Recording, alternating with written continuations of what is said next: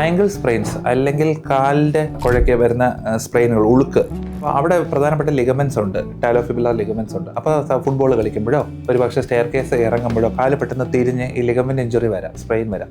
അപ്പോൾ പൊതുവെ എല്ലാവരും ഓർത്തോപെഡിക്സ് ഒ.പിയിലോട്ട് വരുമ്പോൾ ഉള്ള സംശയം തന്നെ, എനിക്ക് ഫ്രാക്ചർ ഇല്ലല്ലോ, പിന്നെ ഞാനിത് ഒരു പ്ലാസ്റ്റർ ഇടേണ്ട ആവശ്യമുണ്ടോ? ഐഡിയലി നമ്മുടെ ആ ലിഗമെൻറ്റ് ബോണിനും, അതായത് എല്ലിന് തുല്യമായ ഇമ്പോർട്ടൻസ് ലിഗമെൻറ്റിനും ഉണ്ട്. നമ്മൾ ഈ ലിഗമെൻറ്റിൻ്റെ ആ ഒരു ഇഞ്ചുറിയെ നമ്മൾ നെഗ്ലക്ട് ചെയ്ത് കളയുകയാണെങ്കിൽ, ഞാൻ നേരത്തെ പറഞ്ഞല്ലോ ലിഗമെൻറ്റ് ഇഞ്ചുറിയാണ് സ്പ്രെയിൻ. അപ്പോൾ അതിനെ നമ്മൾ നെഗ്ലക്ട് ചെയ്ത് കളയുവാണെങ്കിൽ ആ ലിഗമെൻറ്റ് ഹീൽ ആവാതിരിക്കും.